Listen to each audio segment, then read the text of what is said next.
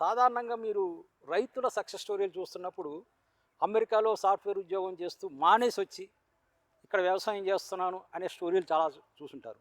అలాగే ఇండియాలో కూడా ఒక సాఫ్ట్వేర్ ఉద్యోగి ఉద్యోగం మానేసి వ్యవసాయం చేస్తూ సక్సెస్ అయ్యే స్టోరీ కూడా మీరు చూస్తుంటారు. కానీ ఇప్పుడు మేము చెప్పబోయే స్టోరీ సాఫ్ట్వేర్లో ఉద్యోగం చేస్తూనే మరోవైపు వ్యవసాయం చేస్తూ కేవలం ఒకే ఒక ఎకరాలో నెలకి 70,000 నుంచి 80,000 సంపాదిస్తున్న ఒక యువ రైతు గురించి మీకు చూపిస్తాం. అతను ఉదయం సాఫ్ట్వేర్ ఉద్యోగం చేస్తాడు, మధ్యాహ్నం వ్యవసాయం చేస్తాడు, సాయంత్రం పాడి పరిశ్రమ చేస్తాడు. ఆయన మోడల్ ఏంటి, ఒక ఎకరంలో ఆయన చేస్తున్న వ్యవసాయ మోడల్ ఏంటి, ఎట్లా సాధ్యం, నెలకి 70,000 నుంచి 80,000 ఒక ఎకరంలో సాధించడం సాధ్యమా కాదా, అదే రైతును అడుగుదాం రండి.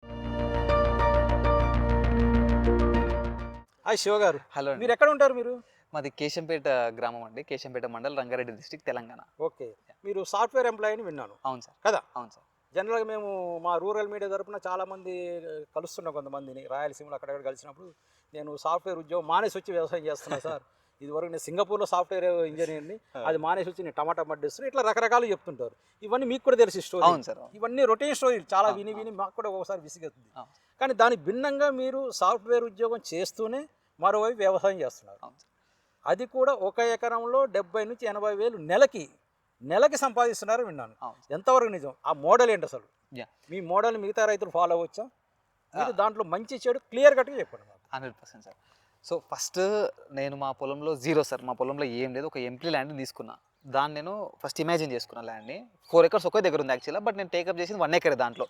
సో 1 acreలోనే పండించుకుందాం, ఫస్ట్ 1 acreలో ట్రై చేద్దామని చెప్పేసి 1 acreలో స్టార్ట్ చేసుకున్నా. దాంట్లో ఒక చిన్న భాగంని సెలెక్ట్ చేసుకొని ప్రకృతి వ్యవసాయం అంటే కెమికల్ వేయకుండా ఫస్ట్ ట్రయల్ చేద్దాం. కెమికల్ చేస్తేనే పండవు. జనరల్ రైతులందరూ ఏమంటారు అంటే, అమ్మో యూరియా 4 బ్యాగులు వేసినా 5 బ్యాగులు వేసినా ఏమైనా పండుతారని జనరల్ అందరూ అనుకుంటుంటారు కదా. అలవాటు అయింది కూడా అది అలా అనుకుంటారు కదా. మనం ఏంటంటే అసలు నాకు అదే డౌట్ ఉండే, నేను అంతకుముందు కెమికల్ ఫార్మింగ్ చేసినాను. సో అసలు పండుతా పన్నట్టు ఒక టెస్ట్ ట్రయల్ చేసిన, సక్సెస్ వచ్చింది, మంచి దీనికంటే కూడా దీంట్లో బాగా వచ్చింది, దాన్ని అమ్ముకోవచ్చు అనిపించింది. సో అలాంటి టైంలో ఏం చేశానంటే, ఓకే మనము ఇంకా వాల్యూ అడిషన్లో ఏం చేయొచ్చు అని ఒక ఆలోచన వచ్చింది నాకు. ఓకే, కూరగాయలు వేసినాం, పండించినాం, అమ్మినాం, అదే కూరగాయలు ఎన్నిసార్లు పండిస్తూ రొటేషన్ చేస్తూ ఉండాలి దాన్ని. సో ఆ రొటేషన్లో కాకుండా కొంచెం మనం చూద్దాం వాల్యూ అడిషన్ ప్రొడక్ట్స్ ఏమేమి వెయిట్ చేస్తే. నాకు ఎద్దులు, ఆవులు అంటే చాలా ఇష్టం సార్. ఎద్దుల్ని కాపాడాలంటే నాకు కనిపించింది ఏంటంటే, ఎద్దు గానుగా కనిపించింది. ఎందుకంటే వ్యవసాయం పెట్టుకొని ఎద్దుల్ని కాపాడాలంటే వ్యవసాయంలో దున్నలేము. ఇప్పుడు నాకు అంత స్ట్రెంత్ కూడా లేదు. ఎద్దులతో 1 acre దున్నాలంటే 2-3 రోజులు పడుతుంది. ట్రాక్టర్ అయితే గంట సేపులో వేసి వెళ్ళిపోతుంది. సో నేను అక్కడ నాకు సక్సెస్ అవుతుంది అనిపించలేదు. సో గానుగైతే సింపుల్, ఒక 2 గంటల్లో పని అయిపోద్ది మంచిగా అని చెప్పేసి ఒక గానుగ పెట్టుకున్నా సార్. గానుగ నుంచి మనం ప్రతిరోజు 1,500 రూపాయలు ఎర్న్ చేసుకోవచ్చు, అన్ని ఖర్చులు తీసేసిన తర్వాత. మంచిగా మనం ఇంట్లో వాళ్ళమే ఉండాలి. రోజుకి మనం ఇంట్లో వాళ్ళని చేసుకుంటే, మనం ఒక ఫ్యామిలీ, ఒక వైఫ్ హస్బెండ్, లేకపోతే ఒక ఫాదర్ మదర్, ఎవరో ఒకరు 2 మనుషులు ఉంటే రోజుకి 1,500 రూపాయలు అక్కడనే సంపాదించుకోవచ్చు. చాలా ఈజీ అది. మంచి అంటే మనం మంచి మార్కెటింగ్ కూడా కావాలి దానికి. ఈజీ అంటే ఎట్లా, సింపుల్ చెప్పండి. ఈజీ అంటే ఏం లేదు సార్, మనం ఆయిల్స్ తీస్తాము, purest form of the oil. World మొత్తంలో బెస్ట్ ఆయిల్ ఎక్కడైనా ఉందంటే అది ఎద్దుగానుగ మాత్రమే. ఎందుకంటే అక్కడ ఆయిల్ హీట్ అవ్వదు. బయట మిషన్లు కూడా ఉంటాయి, మన లాంటి చెక్క మిషన్లు అని అవన్నీ ఇవన్నీ చాలా వస్తుంటాయి. దాంట్లో ఏంటంటే ఆయిల్ హీట్ అవుతుంది, మన దాంట్లో అసలు హీట్ అనేది ఉండదు. ఆయుర్వేదమైన మనం జనరల్ సైన్స్ అని ఏం చెప్తా అంటే, ఒకసారి హీట్ అయిన ఆయిల్ని మళ్ళీ హీట్ చేయొద్దు. మిషన్లో తీసినప్పుడే హీట్ అయిపోయింది, ఇంకా అది పనిచేయదు. దాంట్లో న్యూట్రియంట్స్ తక్కువ ఉంటాయి. బయట ప్యాకెట్లో దొరికే ఆయిల్ కంటే ఈ ఆయిల్ మంచిదే. ఒక మిషన్లో తీసిన ఒక ఎత్తు వరకు మంచిది. కానీ దానికంటే ఒక 100 రూపాయలు ఎక్కువ వేసుకుంటే మంచి న్యూట్రియంట్ ఆయిల్ వస్తుంది కదా. మనం హీట్ అవ్వదు, అస్సలు హీట్ అవ్వదు. సో ఆ బెనిఫిట్స్ ఉన్నాయి కాబట్టి జనాల్లో కూడా అవేర్నెస్. నేను 1 year పెట్టాను సార్, పెట్టిన ఇప్పటికీ 1.5 year అయింది. 1 year మొత్తం సేల్స్ చూసుకుంటే ఒక రేంజ్లో ఉంది, ఈ లాస్ట్ 6 months సేల్స్ చూసుకుంటే ఒక రేంజ్లో ఉంది. 1 year మొత్తం నా సేల్స్ మహా అయితే ఒక 500 లీటర్లు అమ్ముంటా. అంటే పర్ మంత్ చూసుకుంటే నేను ఒక 1000 నుంచి 1,000 మంత్లీ యావరేజ్ చూసుకుంటే ఒక 10,000 ఏది రొటేషన్ మొత్తం అమౌంటే, నా ప్రాఫిట్ కాదు. మళ్ళీ నా ప్రాఫిట్ మహా అయితే 1,000-1,500 వచ్చి ఉంటుంది. ఈ లాస్ట్ 6 monthsలో ఎవ్రీ డే గానుగ నడుస్తూనే ఉంది. దానికి రీజన్ ఏంటంటే జనాల్లో అవేర్నెస్ బాగుంది, జనాలు ఇష్టపడుతున్నారు. గానుగలో ఏ రకాల నూనెలు తీస్తారు? నేను గానుగలో వచ్చేసి పల్లి మెయిన్ సార్, పల్లి, కుసుమ, కొబ్బరి, నువ్వులు, ఆముదం, ఇంకా కొన్ని రకాల నూనెలు. మెయిన్ అయితే ఇవి. ఒక ఆముదం ఒకటి ఎప్పుడో ఒకసారి తీస్తాము, ఒక 1 yearలో. నూనెకి డిమాండ్ ఉందా? ఆముదం నూనె పిల్లలకి చాలా మంచిది సార్, పిల్లలు వాడతారు, చాలా మంచి. జుట్టుకైనా 100% వాడుతున్నారు. అంటే మనం చెప్పాలి సార్, జనాలకి తెలియజేయాలి. ఇప్పుడు మనం అది ఓల్డ్ మెథడ్, చెప్పేవాళ్ళు ఎవరు ఉన్నారు? ఎవరు లేరు. సో మనం ఎక్స్ప్లెయిన్ చేస్తుంటే జనాలకు అవేర్నెస్ వస్తూ ఉంటుంది. స్లోగా 1 by 1 స్టెప్ బై స్టెప్ మారుతూనే ఉంటారు. సో ఆ గానుగ నుంచి ఒక మంచి లాభం. ఓన్లీ గానుగ నుంచి ఒక 40,000-45,000 అయితే ఈజీగా రొటేషన్ చేయొచ్చు గానుగ వైపు నుంచి. ఇతర వ్యవసాయం విధానం మళ్ళీ నేను ఫస్ట్ పొలంని డివైడ్ చేసుకున్నాను సార్, 4 partsగా డివైడ్ చేసుకున్నా. నా ఒక 1 acreని 4 parts చేస్తే, ఒక పార్ట్‌లో ఏం చేశానంటే మనకి వరి కావాలి, అన్నం కావాలి. అంటే మన 1 ఎకర్‌లో ఏంటంటే ఒక ఉప్పు తప్ప అన్నీ మనమే ప్రొడ్యూస్ చేసుకోవాలి. అది ఎప్పుడు సాధ్యమైతది? మిశ్రమ పంటలు అంటాం కదా! అన్ని పంటలు కలిపి పెట్టుకున్నప్పుడే సాధ్యమైతది. అలా ఆ డిజైన్ ఏంటి అంటే 4 పార్ట్స్‌గా డివైడ్ చేసుకోవాలి సార్ మన పొలాన్ని. ఒక ముక్కలో ఏంటంటే ప్రాసెసింగ్ యూనిట్ పెట్టుకున్నాము. ఆవులకు షెడ్డు, మనం ఉండడానికి ఒక చిన్న రూమ్ లాంటిది ఎక్విప్‌మెంట్ అంతా పెట్టుకున్నాం. ఇంకొక పార్ట్ ఉంటది కదా! దాంట్లో 5 లేయర్ అని, ఫుడ్ ఫారెస్ట్ మోడల్ అని. దాంట్లోకి మనకు కావాల్సిన అన్ని సీజనల్ ఫ్రూట్స్ రావాలి, వెజిటబుల్స్ రావాలి, డైలీ వచ్చే ఫ్రూట్స్ అన్నీ దాంట్లోంచి రొటేషన్ చేసుకోవాలి. ఇంకొక పార్ట్‌లో వరి. ఓకే. వరి మనకు ముఖ్యం కాబట్టి వరి అది ఇదంతా వస్తది. వరి వస్తది. వరి అయిపోయిన వెంటనే మనం మిల్లెట్స్ ఏసుకుంటాం. మిల్లెట్స్ గాని, పల్సెస్ గాని అన్నీ మిశ్రమ పంటలు. ఒక వరి ఒకటే మోనో క్రాపింగ్ చేస్తాము. ఓకే. మిగతాయన్ని మిశ్రమం చేసుకుంటాం. ఇంకొక పార్ట్ కూరగాయలు పెట్టుకోవాలి. ఎవ్రీడే కూరగాయలు కావాలిగా మనకి. కూరగాయలు ఒక బాక్స్ ఉంటది కదా! అంటే ఒక ఎకరాలో 4 బాక్సులు అంటే 10 గుంటలు వెళ్ళిపోతది ఈజీగా. మనం ఈ గానుగ, ఇది రూము ఇదంతా మంచిగా ఒక 10 గుంటల్లో మంచిగా రిలాక్స్ అంటే ఒక ఓపెన్ స్పేస్ దూరంగా మంచిగా సెట్ చేసుకున్నాను నేను. సో, ఇదయిపోయింది. 4 పార్ట్స్ అయిపోయింది. సో, నాకు కూరగాయల నుంచి ఆదాయము, ఆవులున్నాయి ఆవుల నుంచి ఆదాయము, ఇటెళ్తే ఈ పండ్ల నుంచి ఆదాయము, ఎవ్రీ సీజన్‌లో వచ్చే పండ్ల నుంచి ఆదాయము, వరి నుంచి ఆదాయం. మళ్ళీ వరి నుంచి ఆదాయం, మిల్లెట్స్ ఏసే మిల్లెట్స్, పల్సెస్ ఏసే పల్సెస్, ఆయిలు, మళ్ళా ఆవులున్నాయి, పాలొస్తాయి, పెరుగొస్తది, పెరుగు చేస్తాం డైలీ, వెన్న చేస్తాం అక్కడనే. మా దగ్గర ఎప్పుడు ఎవ్రీడే పాలు దొరుకుతాయి ఫ్రెష్, వెన్న దొరుకుతది, నెయ్యి దొరుకుతది, అప్పటిదప్పుడు పెరుగు దొరుకుతది, మజ్జిగ కూడా దొరుకుతది లాస్ట్‌కి. ఇన్ని రకాలు పాడి ఓన్లీ పంటలు సమృద్ధిగా చేస్తున్నారు. అంతే సార్. మీ పొలం సంవత్సరం అంతా పచ్చగా ఉంటది. పచ్చగా ఉంటది 100%. ఎక్కడ ఎండిపోయి ఉండదు. ఏదో ఒక పంట పండుతుంటది. ఏదో ఒక పంట పండుతూ ఉంటది. పచ్చదనంతో నిండి ఉంటది ఏడాది. నిండుంటది ఖచ్చితంగా. చాలుగా ఇంకే నేలకు సారం. నేలకు సారం మంచిగా. ఏదో ఒక బాక్స్ మాత్రం వదిలేస్తాం. అంటే నేను ఇదంతా పైలట్ ప్రాజెక్ట్ ఓన్లీ 1 ఎకర్‌కే చేస్తున్నా. అదే. 1 ఎకర్‌ని మాత్రమే చూస్ చేసుకున్నా కాబట్టి ఉన్న 4 ఎకర్స్ ఉంది. 4 ఎకర్స్‌లో మొత్తం చేయట్లేదు. మొత్తం చేయడం నాకు ఎందుకంటే నేను ఫుల్ టైమ్ ఎంప్లాయ్‌గా ఉన్నా. ఇప్పుడు నేను నా జాబ్ చేసుకొని మళ్ళీ ఆవులను మీరు చూసుకొని ఐటీ ఏ టైంలో చేస్తారు? జనరల్‌గా ఐటీలో ఎలా ఉంటదంటే నాకు ఒక్కొక్కసారి ఒక్కొక్కలా సార్. మార్నింగ్ టు ఒక్కొక్కసారి ఏమైతదంటే 10 నుంచి 5:30 వరకు అయిపోతది. నేను ఆ మధ్యలో ఒక 1 అవర్ బ్రేక్ తీసుకొని వచ్చి ఆవుల దగ్గరికి వచ్చి కొంచెం పని చేసుకోవడము. మళ్ళీ మా తమ్ముడు ఉంటాడు సపోర్ట్‌గా, మా అమ్మ ఉంటది. సో, అందరం కలిసే చేసుకుంటున్నాం.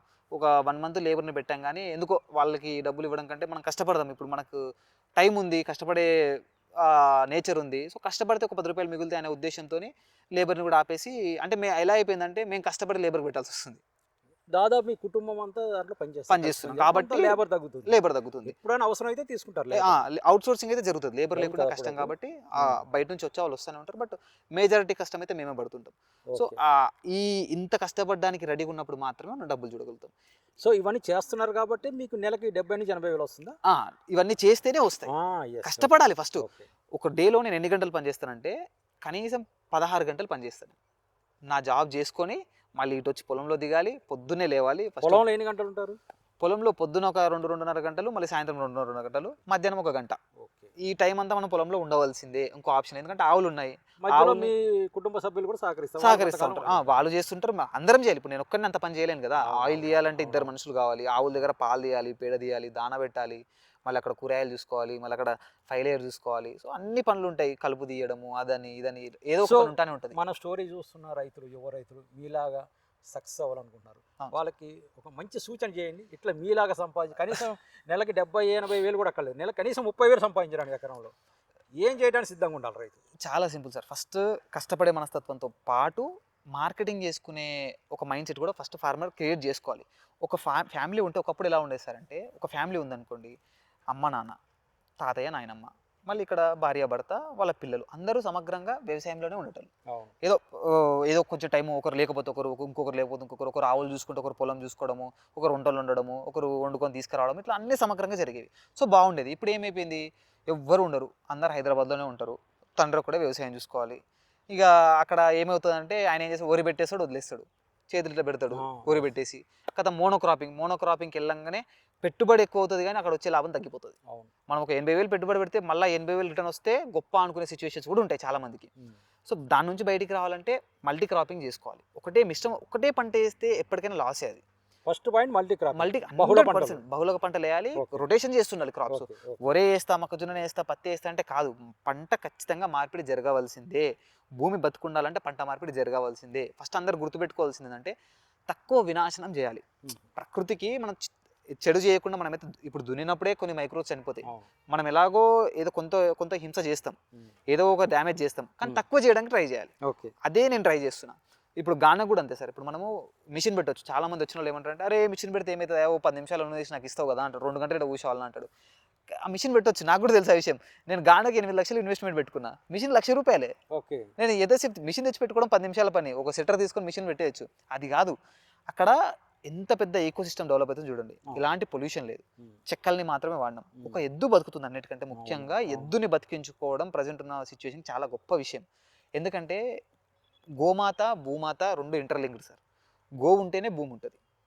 మళ్ళీ ఈ రెండు ఉండాలంటే నంది ఉండాలి, నంది ఉంటేనే కదా గోవులు వచ్చేది మళ్ళీ. సో నందిని కాపాడడం నాకు అతి ముఖ్యం అనిపించింది. నందిని పెట్టుకోవాలంటే దాని ఇప్పుడు సింపుల్ సార్, డైరీ ఫార్మ్స్ మొత్తం తెలంగాణ ఆంధ్రప్రదేశ్లో కొన్ని వందల డైరీ ఫార్మ్స్ ఉన్నాయి, వేరే డైరీ ఫార్మ్స్ ఉన్నాయి. ఏ డైరీ ఫామ్లో అయినా సరే ఎద్దు పుట్టిందంటే ఎంత బాధపడతారు వాళ్ళు. సంతోషించే వాళ్ళు ఎవరైనా ఒక్క డైరీ ఫార్మ్ చూపించండి సంతోషించే వాళ్ళు. కానీ ఎద్దు అవసరం ఉంటుంది మరి, ఉంటుంది. కానీ వాళ్ళంతా ఆర్టిఫిషియల్ ఇన్సెమినేషన్ చేసుకుంటారు కదా, బుల్ని వాడరు వాళ్ళు. సో ఇప్పుడు ఏమైపోయిందంటే ఎద్దు పుట్టగానే బాధ, అది కట్టింగ్కి వెళ్ళిపోతుంది ఆబ్వియస్గా, అది అందరికి తెలిసిన విషయమే. బట్ ఆయన బాధపడాలా లేకపోతే ఏం చేయాలో అర్థం కాదు. ఇప్పుడు మా దగ్గర అనుకోండి ఎద్దు పుట్టింది అనుకోండి, గానగా తిరుగుతుంది, నాకు బాధ లేదు. ఎద్దు పుట్టినా సంతోషమే, ఆవు పుట్టినా సంతోషమే. దాని లైఫ్ టైం అది చనిపోయే వరకు నా దగ్గరనే ఉంటుంది, మంచిగా దాన్ని మంచిగా చూసుకుంటా. సో మీరు జీవ వైవిధ్యాన్ని కూడా కాపాడుతున్నారు, రెండు అది చేస్తేనే ఇది ఉంటుంది. ప్రకృతిని కాపాడుతున్నారు, నేలను కాపాడుతున్నారు. అది సో యూత్ కూడా ఏం అర్థం చేసుకోవాలంటే డబ్బులు డబ్బులు డబ్బులు వెనుక పడడం కాదు. డబ్బులు వస్తాయి, మనం ఏం చేసినా డబ్బులు రాకుండా ఉండవు సార్. ఇప్పుడు సింపుల్ సార్, వ్యవసాయంలో పంట వేసావు, అమ్ముకుంటే డబ్బులు, అమ్ముకోలేకపోతే డబ్బులు రావు. ముఖ్యంగా రైతులు ఆలోచించాల్సింది కూడా అదే. యువ రైతులు ముఖ్యంగా అయితే మార్కెటింగ్ చూసుకోండి ఫస్ట్. మార్కెటింగ్తో పాటు మంచి వ్యవసాయం అంటే కెమికల్స్తో కాకుండా కొంచెం స్లోగా స్టెప్ బై స్టెప్ ఏదో కొంత ఫస్ట్ మీ ఇంట్లోకి పండించుకోండి. ఒక 2 గుంటలో 3 గుంటలో వేసుకోండి. 40 గుంటలు అంటే 3 గుంటలు పెద్ద మ్యాటర్ కాదు. చిన్న చిన్నగా మొదలు పెట్టండి. ఊరికి ఒకేసారి వచ్చి మీరు లాస్ అవ్వకని నేను చెప్పాను. నేను మీరు తినండి, మీ తోటలోకి ఇవ్వండి, బాగుంది అనిపిస్తే దీంట్లో ఈల్డ్ వచ్చింది అనిపిస్తే ఎక్స్టెన్షన్ చేసుకోండి. సో అలా స్లోగా స్టెప్ బై స్టెప్. ఒక ఆవు తెచ్చుకోండి ఫస్ట్, మంచిగా ఒక ఆవును బాగా చూసుకోండి. తర్వాత ఆవులు అవే పెరుగుతూ ఉంటాయి, సంఖ్య పెరుగుతూ ఉంటుంది. దాన్ని మంచిగా చూసుకోవడం మనకు ముఖ్యం. గోమాతని కాపాడితే మనల్ని గోమాత ఖచ్చితంగా కాపాడుతుంది మళ్ళీ రిటర్న్లో 100%, దాంట్లో డౌట్ లేదు. సో అలా అంటే డబ్బును మాత్రం మైండ్లో పెట్టుకోకుండా కష్టపడదాం, కష్టపడే మనస్తత్వం తెచ్చుకుందాం. ఖచ్చితంగా మనకు రిటర్న్లో మంచి జరుగుతుందని ఆశించి లోపలికి దిగడం చాలా మంచిది. డబ్బుతో మాత్రం దిగకండి, అంటే డబ్బే కావాలి అనే ప్రాధాన్యం ఇచ్చి దిగితే మాత్రం కష్టమైపోతుంది. సో డబ్బు వచ్చే మోడల్స్ కూడా ఉన్నాయి. డబ్బులే కావాలనుకుంటే చాలా రకాల పనులు మనం చేయొచ్చు. వ్యవసాయం చేయాల్సిన అవసరం లేదు, వ్యవసాయంలోనే సాయం ఉంది, అది గుర్తుపెట్టుకోవాలి అందరూ. డబ్బు కోసం మాత్రమే వ్యవసాయం ఎవరు చేయకండి అనేది నేను ఖచ్చితంగా కంక్లూడ్ చేస్తాను. వ్యవసాయంలో డబ్బులు ఉన్నాయి, అలాంటి డబ్బుల కోసం వ్యవసాయం చేస్తా అంటే కష్టాల్లో పడిపోతాం. ఎందుకంటే ఈసారి ప్రకృతి మీద డిపెండ్ అయి ఉంటుంది సార్. ఈసారి ముంతా తుఫాన్ అని వచ్చింది, ఇంకొకసారి ఇంకొకటి వస్తుంది. నీ పంట నీ కళ్ళ ముందు ఉన్నప్పుడు ఏదో ఒకటి వచ్చి నాశనం చేస్తే నువ్వు డబ్బే కావాలనుకున్నప్పుడు ఏం చేస్తావు? నువ్వు నన్ను తిట్టుకోవడం, నా వీడియో చూసి స్టార్ట్ చేస్తావు, నన్ను తిట్టుకొని వదిలిపోవడము, దేవుని తిట్టుకోవడం, నష్టాన్ని కూడా సిద్ధపడాలి. ఈ సంవత్సరం కాకపోతే సంవత్సరం వస్తాయి, మనం మంచి చేసినప్పుడే వస్తాయి అవి. అంతేగాని నేను విపరీతంగా మొత్తం వినాశనం చేస్తా, ప్రకృతిని విధ్వంసం చేస్తా అంటే డబ్బులు రావు, అది గుర్తుపెట్టుకోవాలి.